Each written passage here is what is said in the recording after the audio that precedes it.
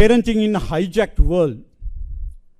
අපි මේ ජීවත් වෙන ලෝකයේ තුල අපව විසින් බලෙන් අපව විසින් හිර කරන ලද ලෝකයක 21 වන ශතවර්ෂයේ ඉඳලා අපි මුල් භාගයේ ඉඳලා දෙවෙනි භාගයේ මුල් සමයේ ඉඳලා දෙවෙනි භාගයේ කරා යන ගමනේදී මේ තාමත් වෙන කවරදාකවත් නොවන ආකාරයෙන් කඩා වැටීම් ඒ වගේම බිඳ වැටීම් බොහෝ මානසික බිඳ වැටීම් එක්ක මේ යන ගමනේදී මේ දෙමව්පියන්ගේ parenting කියන කාරණාවේදී මව්පියන් වශයෙන් අපේ අනාගත පරපුර නැත්තම් තමන්ගේ දරුවා අපි හැමෝම කැමති ඉන්නේ තමන්ගේ දරුවානේ කොච්චර කිව්වත් අනිත් දරුවා දෙවෙනි වෙනවා තමන්ගේ දරුවා එක වෙනවා මෛත්‍රී කරනවා නම් අපේ දරුවෝ ඇයි වෛර කරන්නේ දරුවෙක් පිළිසිඳ ගත්ත මොහොතේ ඉඳලා ඒ දරුවා බිහි කරන්න යන තාක්කල් ඒ තියෙන වේදනාව කොච්චර දුෂ්කර කාලයක්ද කියන එක දන්නේ තාත්තා කෙනෙක් නෙමෙයි අම්මා කෙනෙක්මයි. ඒක වචන වලට පෙරලන්න බෑ. මම මේ කියන්න යන කාරණාව දරුවෙක් බිහි වුණාට පස්සේ අපි හැම අම්මා කෙනෙක්ම බලන්නේ තමන්ගේ දරුවව හොඳින් හදන්න, හොඳින් උස්මහත් කරන්න. තියෙන හැම භෝජනයක්, හැම ආහාරයක්, හැම සියලු දේ ලබා දීලා දරුවව උස්මහත් කරන්න. හැබැයි මම අර ඔයගොල්ලන්ට කිව්වේ පිටින් ඇඳලා හිටියට හිත ඇතුලේ තියෙන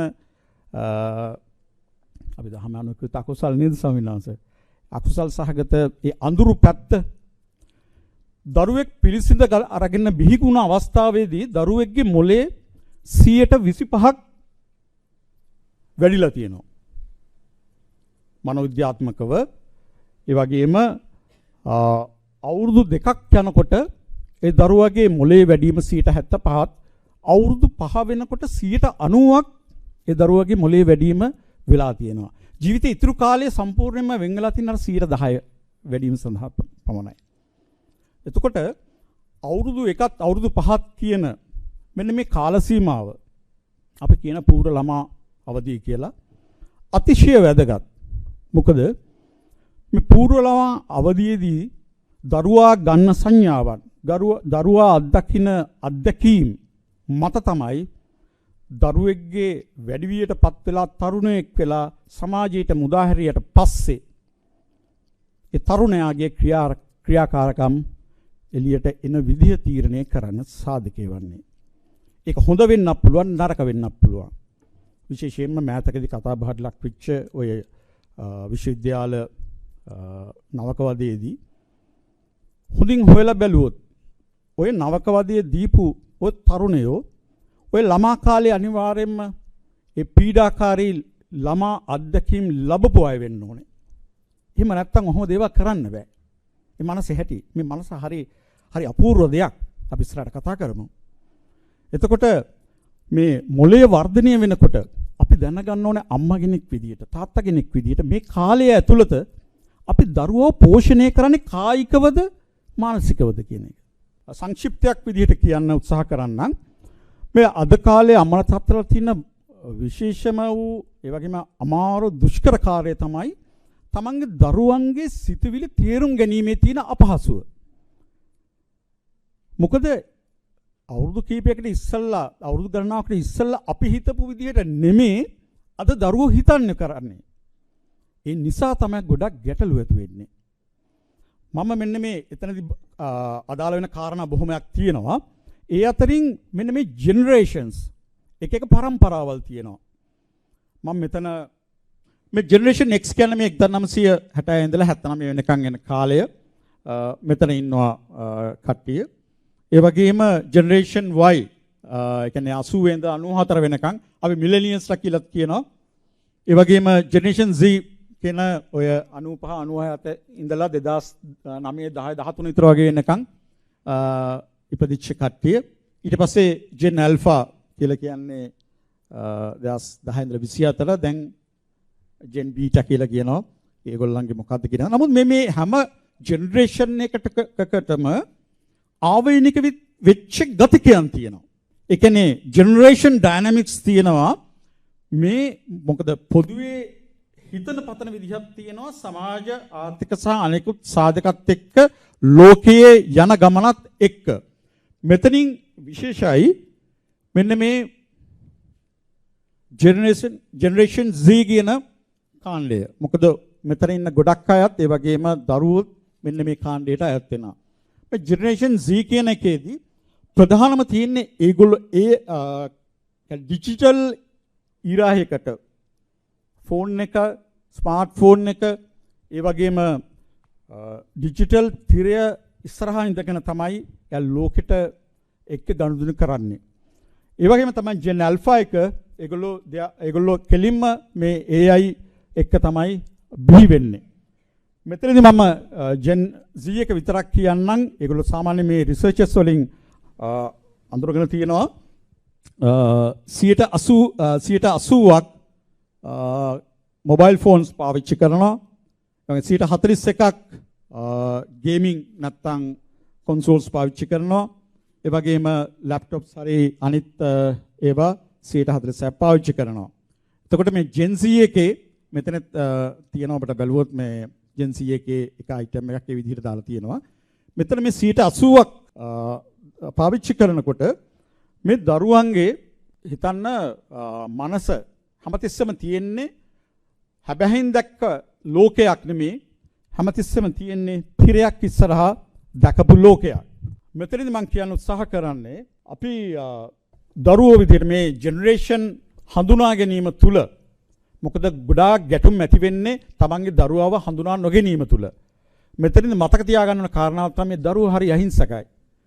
මේක ඔයගොල්ලන්ගේ ඇති අකීකරු දරුවෝ එහෙම නැත්තම් කියන දේ අහන්නේ නැහැ. මෙහෙම හිතාගෙන ඉන්න දරු පිරිසක් තමයි ඉන්නේ. හැබැයි Tamanට හැදලා බැලුවොත් එහෙම මේ දරුවෝ හරි අහිංසකයි. මේ දරුවන්ට අනුකම්පා කළ යුතුයි, කරුණාව දැක්විය යුතුයි.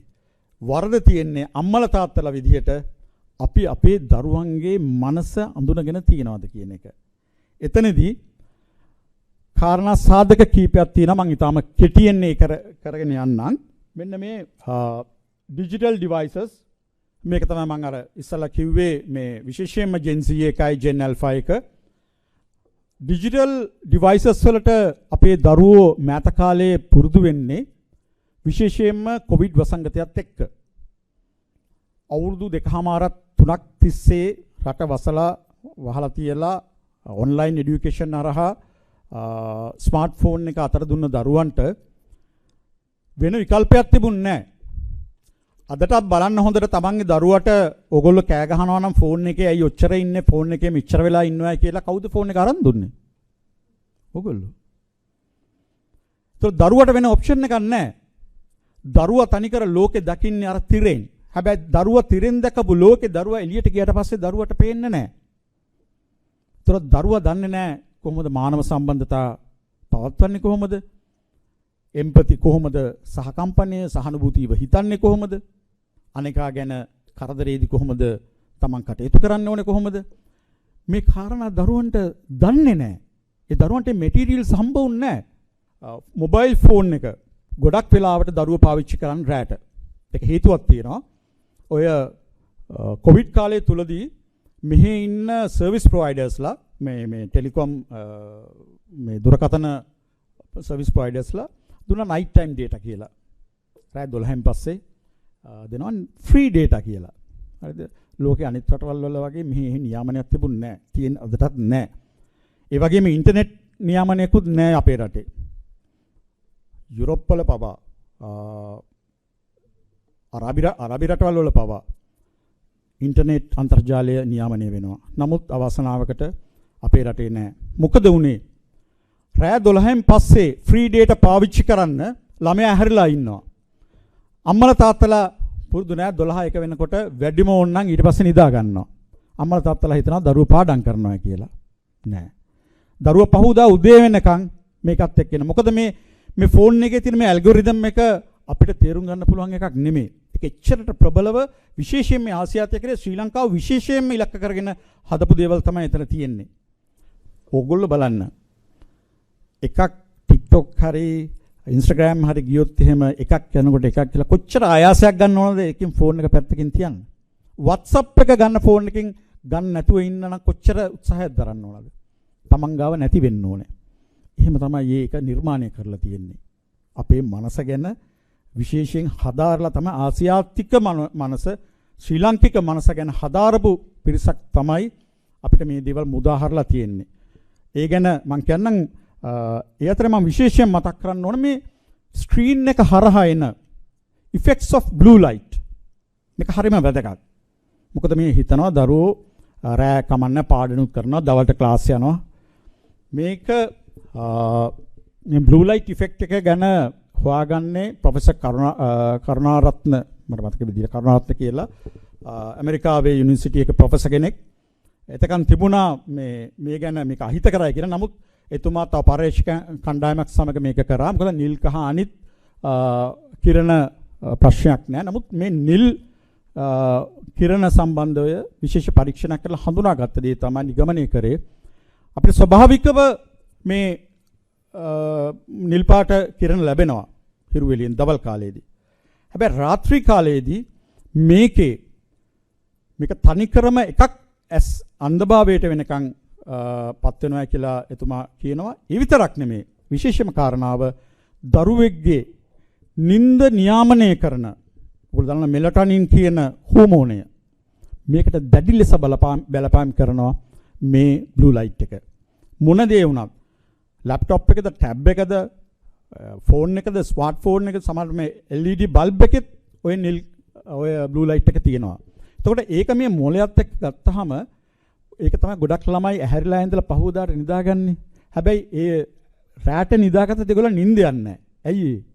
දවල්ට නෙමෙයි රැට තමයි අඳුරදී තමයි මෙලටොනින් වාහනය වෙන්නේ. එතකොට මෙලටොනින් කරන බලපෑම මත මේ දරුවා එන්න තමන්ගේ ස්මරණ ශක්තිය, තමන්ගේ ධාරණ ශක්තිය, තමන්ගේ ඒ අවධානය යොමු කිරීමේ ශක්තිය එන්න හීන වෙනවා. හොඳින් හිතලා බලන්න රෑ ඇහැරිලා ඉන්න සාමාන්‍ය 11න් 12න් එකෙන් පස්සේ එළි වෙනකන් ඇහැරිලා ඉන්න දරුවන්ගේ මේ කාරණාව තියෙන එක මොහොතක ඒගොල්ලන්ට විනාඩි කිහිපයකට වැඩි කන්සන්ට්‍රේට් කරන්න බෑ. දැන් මං ගාවට එන ගොඩක් දරුවෝ තන්න පොඩ්ඩක් වෙලා කතා කරනකොට එක්ක මෙතන උරහිස්සෙන් උඩ බලනවා නැත්නම් ඔරලෝසුවත් තිබුණ බලනවා නැත්නම් වෙනම කොහේ හරි බලනවා. ඒ කියන්නේ ඒ කන්සන්ට්‍රේෂන් එයාගේ ගිහිල්ලා. ඊපස්සේ කොච්චර කතා කරත් වැඩක් නැහැ. ඒක ඔලුවට යන්නේ නැහැ. ඒක දරුවගේ වරදකුත් නෙමෙයි. ඒ තමයි මේ නියුරෝ ට්‍රාන්ස්මිටර්ස් වල තියෙන ස්වභාවය. අපේ මේ රසායනික ක්‍රියාවලිය තුල තමයි ඒක වෙන්නේ. නම් මේ ඩ්‍රග්ස් ඇන්ඩ් සබ්ස්ටන්ස් සම්බන්ධව ඒකත් මම හිතන්නේ කෙනෙක් කතා කරනවා. මම මේ කියන්නේ අර ආදරයෙන් දරුවෙක්ව අන කරන්න අවශ්‍ය වෙන්නේ නැති දරුවෙක්ව කොහොමද නිර්මාණය කරන්න කියලා ඒකෙදි හඳුනාගෙන පහකල යුතු කාරණා ටික. Toxic love ඇෆෙයර්ස්. උතරින් පැහැදිලිවම එනවා අර මං කිව්වේ කලින් පීඩාකාරී ළමා අධ්‍යක්ෂකම් තියෙන තරුණ තරුණියන් ඒ දෙපාර්ශ්වයටම පොදුයි. ඒගොල්ලන්ට ගොඩක් වෙලාවට ඒගොල්ලෝ අහු වෙනවා මේ සාමාන්‍යයෙන් හොඳින් පවුල් වල හොඳ සන්තෝෂෙන් ඉන්න ආදරයෙන් සෙනෙහසෙන් ගොඩනගපු දරුවන්ව හම්බ වෙනවා. එතකොට ඒ දරුවන්ව ඉතාමත් ඒ දරුවන්ගේ ජීවිත බොහොම අර්බුදකාරී තත්යකට රැඟට යනවා මේ ටොක්සික්. මේක ඇති වෙන්නේ ඇයි? ඇති වෙන්නේ ප්‍රධානම කාරණාව තමයි ගෙදරින් ඒ ආදරය ඒ සෙනෙහස අහිමි වීමයි. ඒකයි මම කිව්වේ ඒක නැති වෙච්ච ගමන් ඒගොල්ලෝ හේතු වෙනවා වෙන තැනක ගිහිල්ලා. මේ වගේ ටොක්සික් රිලේෂන්ෂිප් එකකට සම්බන්ධ වුණාම ඒගොල්ලන්ට ඒවෙන් මිදෙන්නත් හරි අමාරුයි. මොකද ඒ ටොක්සික් පර්සනැලිටි එක තියෙනවා විශේෂිත කාරණා. ඔයගොල්ලෝ බලන්න පුළුවන් අන්තර්ජාලයේ ඒවා එච්චරට සූක්ෂමයි ඒගොල්ලෝ. ඒත් මම හිතන්නේ දැන් ඉස්සරහට අම්මලා තාත්තලා විදිහට ෂනාලේ බලන්න ඕනේ කේන්දර නෙමෙයි හඳහන් නෙමෙයි සරත් විරසකර මැතිතුමනි. බලන්න ඕනේ ඒ තරුණයාගේ හෝ තරුණියගේ පර්සනැලිටි එක. ඒ තරුණයා හෝ තරුණියගේ මනෝභාවයන් කොහොමද, ක්‍රියාකාරකම් කොහොමද, චර්යාවන් කොහොමද කියන එක. මොකද මං ගාවට එන මනෝ උපදේශනයේ සඳහා පැමිණෙන බොහෝ විවාහක වගේම ආදර සම්බන්ධතා තියෙන අය ඒ නිරතුරුවම ඒගොල්ලෝ පීඩාවටපත් වෙනවා. දවුකේ තියෙනවා එක එක රෝග ඩිසෝඩර්ස් තියෙනවා. ඒවයි ඒ කියන්නේ පෙලක්කා ඉන්න රිවෙන්ජ් ඩිසෝඩර් එකක්. ඒ කියන්නේ මොනවා හරි දැන් ළමා කාලේ වෙච්ච දේ එයා තමන්ගේ අම්මගේ තාත්තගෙන් නෙමෙයි ගන්නෙ. හැබැයි එයා ගන්නවා සමාජයේ තව කෙනෙක්ව ගන්නවා. එයාගෙන් තමයි පරිමහන්නේ. ඒකත් එයාගේ වරදක් නෙමෙයි. ඒ දරුවාගේ වරදක් නෙමෙයි. මම සත්‍ය සිදුවීමක් කියන්න. මං ගාවට වරක් මේ මෑතකදී අම්මයි තාත්තා විදුහල්පතිවරයෙක්, අම්මා ගුරුවරියක්. අම්මා කාලයකට ඉස්සෙල්ලා ආවා කවුන්සලින් වලට සුයිසයිඩ් කරගන්න ගිහිල්ලා ගෙදර ප්‍රශ්න ගොඩක් තිබිලා. ඊට පස්සේ දවසක් කතා කරනවා රාත්‍රියේ, පුතා යනවා පිහියක් අරගෙන තාත්තව මරන්න. දැන් ඒ කාරණාව අපිට තියෙන ඒ රාමුව තුළත ඒක විසඳුවා. හැබැයි ඇයි එහෙම වෙන්නේ? දැන් මොකද එදා පුතා තාත්තව මරුවා නම් පුතා ඊට පස්සේ කරන්නේ තමන් සුයිසයිඩ් කරගන්නවා. මොකද ඊට පස්සේ තමයි ඒ ආවේගෙ පිට වුණාට පස්සේ තමයි යා නිපතර හැරිලා තමන් ගැන. ඒ දෙන්න මේ වුණා කියලා කියන්නේ අම්මා කලින් සුයිසයිඩල් තෝට්ස් ආපු කෙනෙක්. ඒ එෆර්ට් එකක් දාපු කෙනෙක්. එයා ඊළඟට එයා කොහොමත් ඒක කරගන්නවා. එතකොට ජීවිත තුනක්. හැබැයි දැන් ඇයි මෙහෙම වුනේ? උනේ තමයි තමන්ගේ ආදර සම්බන්ධතාවයකදී තාත්තා ඔය වගේම පිහියක් අරන් ඇවිල්ලා තියෙනවා. ඒ තමන්ගේ ගෑනු ළමයව මොකක් හරි අයින් හරි අරන් ඇවිල්ලා ඉතලා. මෙන්න මේ කාරණාව තද්ද බල විදිහට අවුරුදු ගානක් තිස්සේ, මොකද ඒක බ්‍රේක් ඔෆ් ඒක අයින් වෙලා ඊට පස්සේ ඒ තරුණයා තාමත් කිසිදු සම්බන්ධතාවයක නැහැ. ඒ තරුණයාට දිගින් දිගටම එනවා තාත්තා හින්දා තමයි මට මේ දේ වුනේ, මට මේ වගේ ජීවිතයක් තියෙන්නේ ඒකයි. එදා අර විදිහට ඒ විදිහටම තමයි තාත්තා මරන්න හොයලා තියෙන්නේ එදා. ඉතින් මේ කාරණා අපි සුළුවෙන් තැකුවට මේ මනස කියලා කියන්නේ හොඳට නරකට හැම පැත්තටම හරවන්න පුළුවන්. අපූර්ව කියන්න බෑ. ඒක වෙලාවකට හරි කේදාන්තයක් විදිහටපත් වෙනවා අපි හරියට නඩත්තු නොකළොත්. පෝනෝග්‍රැෆි මේකත් මම අර කලින් කිව්ව අර නිදහස් data free data allocation එකත් එක්කම සම්බන්ධ වෙන එකක්. අපේ රටවල් වලටම වෙනම නිර්මාණය කරනවා පෝනෝග්‍රැෆි. විශේෂයෙන්ම ශ්‍රී ලංකාව වගේ. අපේ මොකද සිංහල බෞද්ධ සංස්කෘතියත් තුළ ගොඩ නැගුණු උපසංස්කෘති ගොඩකින් තියෙන ආගමිකයන් ජාතීන් බොහොම සුවදත්වයක් ඉන්න රටක්. මේ වගේ රටක් මේ ලෝකේ කොහෙවත් නැහැ. එතකොට මේක විඳින්න පුළුවන් ප්‍රධානම දේ තමයි මේ මනස විකෘති කරන්න. මේවා ප්‍රධානම තියෙනවා. තමන්ගේ අම්මා තාත්තගේ ඉඳලා තමයි මෙතන මේ කාරණා මේ දරුවන්ගේ ඔළුව වලට යවන්නේ. ඒකට ප්‍රධානම හේතුවක් තමයි රැතිස්සේ පරිසරයේ ඕනම දෙයකට බලපානවා. දරුවන්ට අම්මා තාත්තා නිදාගත්තට පස්සේ බොහොම නිදහසක් හම්බ වෙනවා. ඔගොල්ලෝ දැන් ගිහිල්ලා බලන්න ඔය එක්කෝ Chrome Gmail හරි Google එකට හරි නැත්නම් YouTube එකට නිකන් S ගහලා බලන්නකො. එන්නේ මොනවද කියලා. මේ ලෝකේ තියෙන විකෘති අසභ්‍යම දේවල් ටික ටක් ගාලෙලා පල්ලෙහාට එනවා. ඔය එකක් හරි එබුව ගමන් ඒකට වාරණයක් නැහැ කිව්වේ ඒකයි. මේ හිතිය කිසිම රජයකින් ඒ සඳහා කිසිම ක්‍රියාමාර්ගයක් අරගෙන නැහැ. ඒ වගේම තමයි මම අර කලින් කිව්වේ පූර්ව ළමාවදිය. ඒ සඳහා මොකද යුරෝපයේ අනිත් රටවල් අධික ලෙස ඒ වෙනුවෙන් වියදම් කරනවා. නමුත් අපේ රටේ අදටත් ජාතික ප්‍රතිපත්තියක් තියනවාද කියන එකත් ප්‍රශ්නාර්ථයක්. පූර්ව ළමාවදිය සඳහා. එතකොට මේ දරුවෝ අර හැමතිස්සෙම බලන්න යන්නේ තමන්ගේ සහෝදරයත් එක්ක, සහෝදරිත් එක්ක. එතකොට මේ දෙමව්පියන්ගේ ඉඳලා මේ කාරණා ටික ඔළුවලට මනෝවිද්‍යාත්මක කාරණාවක් තියෙනවා. සාමාන්‍යයෙන් ඕනම දෙයක් 21 වතාවක් විතර වගේ මනසට එනකොට ඒක හරි හෝ වැරදි මනස ගන්නවා ඒක තමයි කියලා ඇත්ත. එතකොට දැන් මේ දිගටම පුරුදු වෙච්ච කෙනා මේක ඇඩික්ෂන් එකක්. ෆෝන් ඇඩික්ෂන් කියන එක වෙනම කාරණාවක්. අද කතා නොකරන දෙයක්. මොකද අපි ලිංගික අධ්‍යාපනය කියන එකත් අපේ නෑනේ මේ අපේ සමාජය තුළ අධ්‍යාපන ක්‍රමය තුළ මේ ගොඩාක් කාරණාවල ලිංගික අධ්‍යාපනය කියලා බිහි කරන්න හදන්නේ එළියට දාන්න හදන්නේ වෙන කුණු වරප. හැබැයි ලිංගික අධ්‍යාපනය කියන එක දරුවෙක්ට කොච්චර වැදගත්ද කියන කාරණාව අපේ සංස්කෘතියත් එක්ක විමර්ශනය කරලා පරිශන කරලා එහෙම කරන්න ඕන දෙයක්. ඉතින් මේ නොමැති කම මත මේ දරුවා කෙමෙන් දරුවා හිතන විදිය වෙනස් වෙන්න පටන් ගන්නවා. හිතන විදිය වෙනස් වෙනකොට දකින්න දේ වෙනස් වෙනවා. දකින්න දේ වෙනස් වෙනකොට ඒ දකින්න දේ හැඩය පාට ස්වරූපය ඔක්කොම වෙනස් වෙනවා. ඒකයි ඔය තමන්ගේ සහෝදරයව සහෝදරියව අඳුරන්නේ නැත්තේ, තාත්තා දරුවව තමන්ගේ දුව අඳුරන්නේ නැත්තේ. ඔතෙන්ට විකෘති වෙන්නේ මේ මනස. ඔන්න ඔය කාරණාත් එක්ක තමයි මේක ප්‍රධානම කාරණාවක්. තවමත් සමාජයේ හරි කතිකාවක් ඇති නොවුණු. ඇතරම මේ LGBTQIA2S+ කියලා තියෙනවා. මම හිතන්නේ මෙතන කට්ටිය දන්නවා ඇති මේක. මෙතන කට්ටිය දන්නේ නැතුව නමුත් සාමාන්‍ය සමාජයේ මේ ගැන දැනුවත් වීම අතිශය දුර්වල මට්ටමක තියෙන්නේ. දැන් ප්ලස් කියලා දාලා ඕක තව ටික දවසකින් ඔතෙන්ට ඒ කියලා තව එකක් ඇනිමල් කියලා. ඔතෙන්ට තමයි මේ ඔය යන්නේ. ඉතින් මේක නිසා අදටත් මේ තරුණ දූදරුවන් කොච්චර පිරිහිලා කොච්චර මානසික ආතතියකටපත් වෙලා තියෙනවද කියලා අහගන්න පුළුවන් ඔය මනෝවෛද්‍යවරුන් නැත්තම් මනෝපදේශකවරුන්ගෙන් ඇහුවනා. මේ මෑතකදී මං ගාවට ආවා දුවලා දෙන්නෙක්. ඒ බාලිකා පාසලක් බස්නාහිර පළාතේ ප්‍රසිද්ධ පාසලක්. ඒකේ දිගින් දෙකටම ආවයි වගේ මේ මෑතකදී ආවා. ඊටාම හරීම සුන්දර හරීම පියකරු දරුවෙක්. ඒ දරුවා ඇවිල්ලා දැන් කතන්දරේ කියනවා.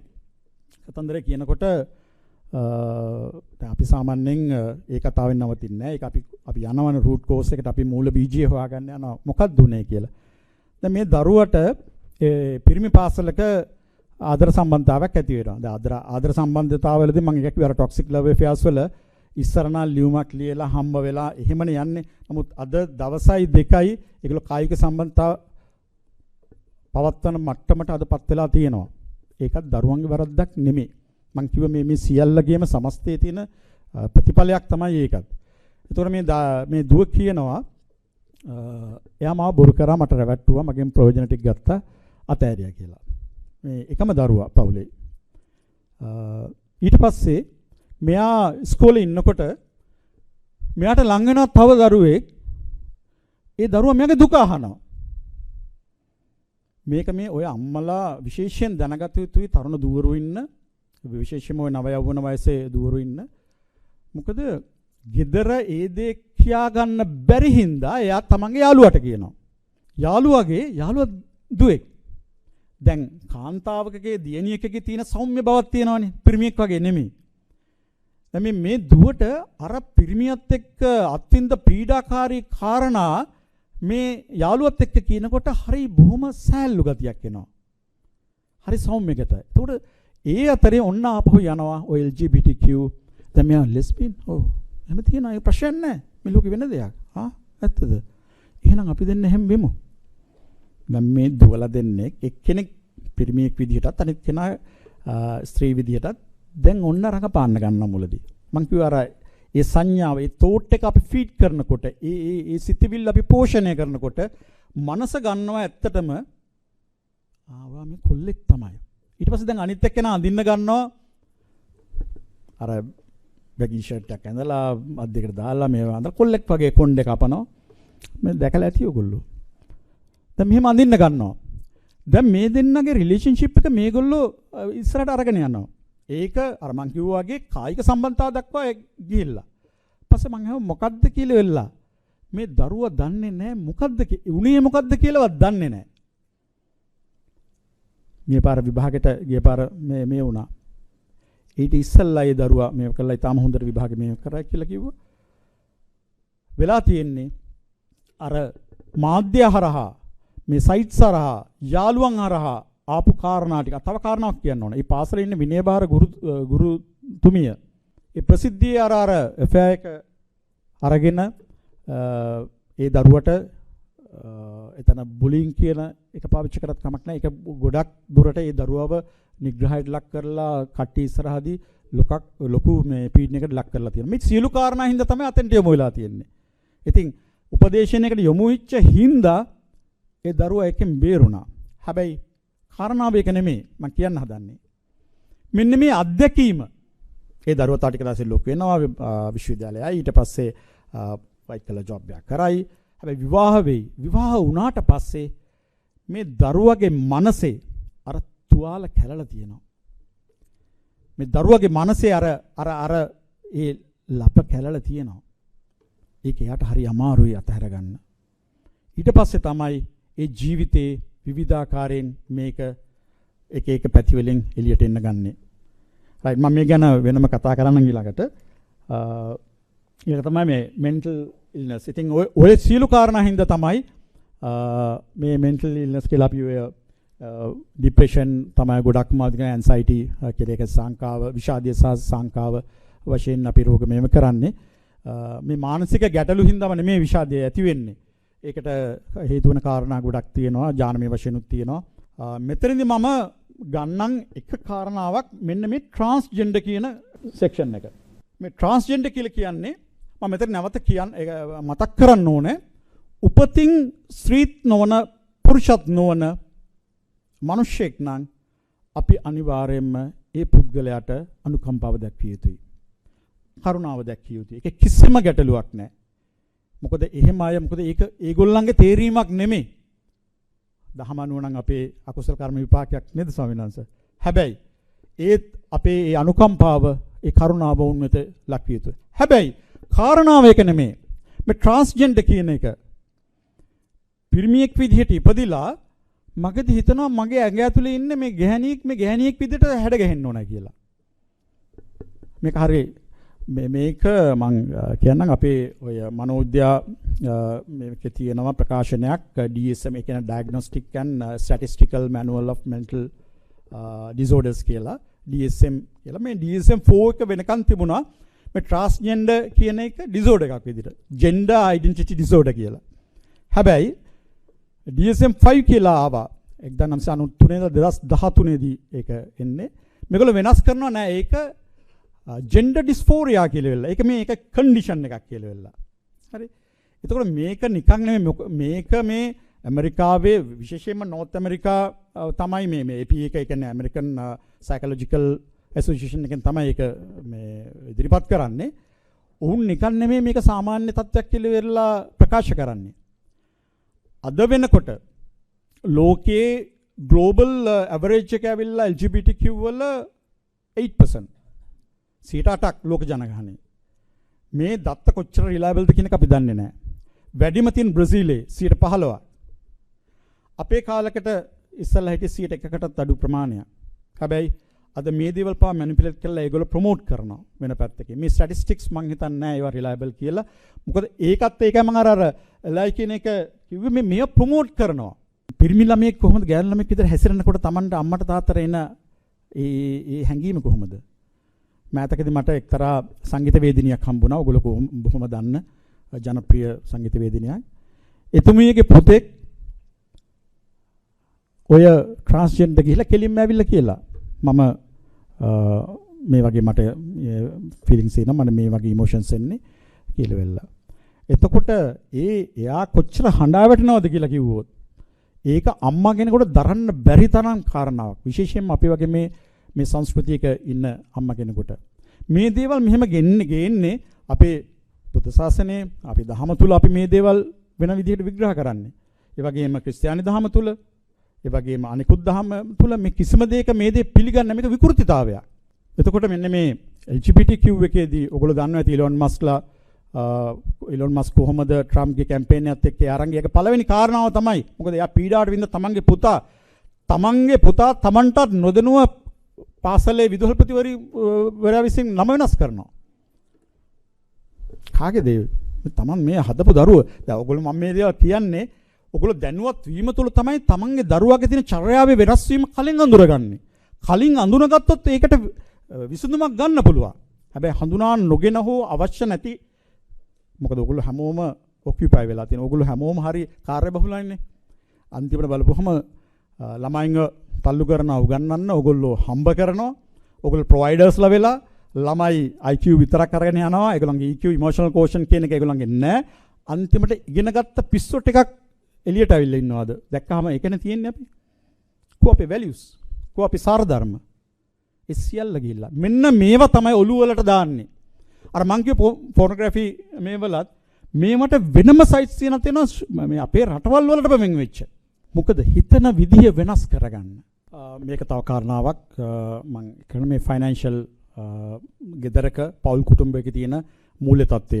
මේවත් ඔය අපේ සමාජයේ දූදරුවන්ගේ ඉඳලා පිරිහෙන්න තියෙන මූලික කාරණා ටිකක්. ඒකත් මම හිතන්නේ වෙනම කතා කළ යුතු කාරණාවක් සෑහෙන වෙලාවක් අරගෙන මේක අදටත් මේ දැනුවත් වීම ප්‍රමාණවත්ද කියන එක වෙනවා සමාජය තුළ. මොකද ගොඩක් අය Tamanට පුළුවන් ප්‍රමාණයෙන් නෙමෙයි Taman දන්නේ තමන්ගේ මේ මූල්‍ය කෑෂ් ෆ්ලෝ එක කොහොමද පර්සනල් කෑෂ් ෆ්ලෝ එක මැනේජ් කරගන්නේ කොහොමද කියන කාරණාවේදී අතිශය දුර්වලයි. ඒ මගින් ගොඩනැගෙන ගොඩක් කාරණා. මොකද ඔය ගොඩක් ඒවාට මේක කනෙක්ටඩ් මේ හා සම්බන්ධ වෙලා තියෙන්නේ. ඉතින් ඒකින්ද මේකත් අතිශය මොකද මේ සිංහල විශේෂයෙන්ම අපේ මිනිස්සු තමයි මේ ලංකාවේ මිනිස්සුන්ට වෙලා තියෙන දෙයක්. ආර්ථික වශයෙන් දුර්වල වෙන්න අනිත් කාරණා බොහොම ප්‍රබලව දැනෙන්න ගන්නවා හිතට. ඒවට විසඳුම් නැති වෙන තරමට එනවා. ඒව සුයිසයිඩ් කරගන්න තත්ත්වය දක්වාම යනවා. අනිකුත් රෝගයන් අතර මේ විෂාදය මං කිව්වා වගේ මානසික ගැටලු හින්දාම නෙමේ ජාන්මය වශයෙන් එනවා. ඒ වගේම තවත් ඔය එක බෙහෙත් ද්‍රව්‍ය ගැනීම නිසා දිගුකාලීනව ප්‍රේම සම්බන්ධතා නැත්නම් ඔය ට්‍රොමැටික් ඉන්සිඩන්ට්ස් ඉඳ ඔය වගේ ගොඩක් හේතු තියෙනවා. ඒකෙදි තියෙනවා මෙතන මේ ෆිසිකල් සිම්ප්ටම්ස් කියලා තියෙනවා. මම මේ ඔයා කියන්නේ තමන්ගේ විශේෂයෙන්ම දුවදරුවා මේ වගේ තියෙනවනම් කාමරේ වහගෙන ඉන්නවනම් බොහොම දුකින් ඉන්නවනම් කතාවක් බහක් නැත්තම් කෑම කන්නේ නැත්තම් වැඩියෙන් කෑම කනවා නම් ඒ දෙකම තියෙනවා. හරි. ඒ වගේම පිරිසුදුවට ඉන්න නැත්තම් කාමරේ අස් කරන්නේ නැත්තම් කාත් එක්කවත් කතා බහට කරන්නේ නැත්තම් කොහෙවත් යන්න කැමති මෙන්න මේ වගේ. හැබැයි මතක තියාගන්න දැන් අපි කියමුකෝ දැන් ශරීරයේ වේදනාවක් ආවයි කියන එක විෂාදයේ ලක්ෂණයක් කියලා කිව්වට ඒක විෂාදයේ එන්නේ නැහැ. මේ අඩුම වශයෙන් මේ කාරණාවලින් කාරණා පහක් සම්පූර්ණ වෙන්න ඕනේ අවම වශයෙන්. එතකොට තමයි මොකද ඒක තීරණය කරන්න පුළුවන් වෙන්න ගොඩක් වෙලාට මනෝ වෛද්‍යවරයෙකුට හෝ මනෝ උපදේශක විශේෂයෙන් මනෝ වෛද්‍යවරයෙකුට cognitive symptoms ඒ කියන්නේ සංජානනීය කාරණා තියෙනවා. ඒකෙත් ඔය අවධානය යොමු කරන්න බෑ මතක තියාගන්න බෑ මේ කාරණා ඉන්නෙත් ඔය විෂාදීය ලක්ෂණයක් විදියට එළියට එනවා. ඒ වගේම emotional symptoms ඒ කියන්නේ චිත්ත වේගීය ලක්ෂණ එතනත් අර හැමතිස්සෙම මේ ඩවුන් වෙලා ඉන්නේ කිසිම දෙයක් කරන්න හිතෙන්නේ නැහැ කම්මැලි මොනවත් කරන්න හිතෙන්නේ නැහැ ඔය ආකාරයේ මෙන්න මේ ලක්ෂණ තියෙනවා නම් අනිවාර්යයෙන්ම ඕගොල්ලෝ යන්න ඕනේ මනෝ උපදේශකවරයෙක් හෝ මනෝ වෛද්‍යවරයෙක් වෙනවා. මම මේ ස්නැප්ෂොට් එකක් දෙන්නම් මේ අපේ රටේ කීර්තිමත් මනෝ විශේෂඥ වෛද්‍යවරයෙක් වන එතුමා ළමා සහ නවයෝන් මනස පිළිබඳ විශේෂඥ වෛද්‍යවරයෙක් මියුරු චන්ද්‍රදාස් මහත්මයා. ඒ වගේම මහාචාර්ය බැමිණිවත්ත, ඒ වගේම මහාචාර්ය පෙරාදෙණිය අල්විස් මේ තුන්දෙනා එකතු වෙලා අවුරුදු 23ක් තිස්සේ 2020 ඉඳලා 2023 වෙනකන් නියදීන් 55ක් 33ක් අරගෙන 57712ක් මට මතක විදිහට පුද්ගලයන් හරහා විමර්ශනය කරපු වාර්තාවක ප්‍රතිඵලයක්. මේකේ තියෙන මේ කනගාටුදායකම තත්ත්වය තමයි 39ක් අවුරුදු 10ත් 24ත් අතර විෂාද ලක්ෂණ තියෙනවා. හරි. ඒතර පාසල් දරුවන්ගෙන් 40ත් 50ත් අතර විෂාද ලක්ෂණ තියෙනවා.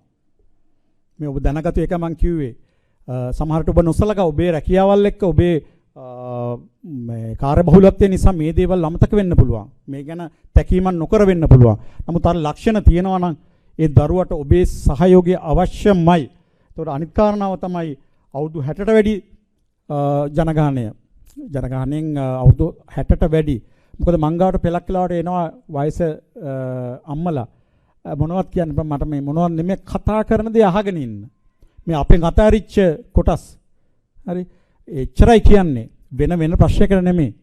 එතකොට වයස අවුරුදු 25ත් 60ත් අතර 8.4ක් ওই විදිහට තියෙනවා. මම මේ අර කිව්වාගේ විෂාදයට 37ක් ජානමය හේතුත් ඒ වගේ 63ක් බාහිර සාධක බලපෑමුත් තියෙනවා. ඩිප්‍රෙෂන් ස්ටැටිස්ටික්ස් විදිහට මම ඔයාලට පෙන්නන්නම්. ඉන්දියාවේ total population එකෙන් 14ත් 15ත් අතර ප්‍රමාණයකට විෂාදයේ ලක්ෂණ තියෙනවා. හරි. එතකොට දකුණු ආසියාවේ නෙමෙයි ආසියාවෙම ඒ ප්‍රතිශතය 16ක් 100කට තියෙනවා. නිකන් හිතන්න ලංකාවේ කොහොම වේද? 19.4ක් ඉන්නවා.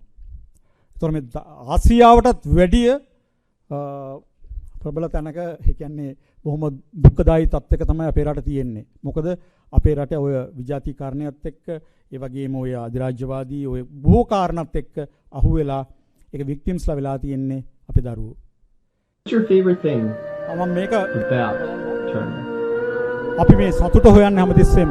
හැබැයි සතුට අපි හැමතිස්සෙම වෙන බාහිර පාර්ශවයක් මත තමයි තියලා තියෙන්නේ. නමුත් සතුට තියෙන්නේ කොතනද කියලා බලන්න. මොකද අපි හැමතිස්සෙම කොච්චර හම්බ කරත් කොච්චර තානාන්තර නැත්තම් තනතුරු ගත්තත් අපි ඉන්නේ එතනම නම් අපි කරන්නේ මොකටද? Yeah,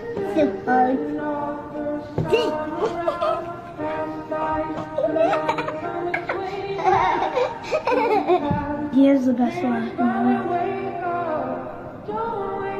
තමන්ගේ දරුවව ඇප්‍රීෂিয়েට් කරලා තියනවාද? ඔයගොල්ලෝ උදේ නැගිට්ටාම Will you still be කියනවා laughing අරක කරේ නෑ මේක කරේ when නෑ you were නැත්නම් adult? අවසර බයිනවා ඇති.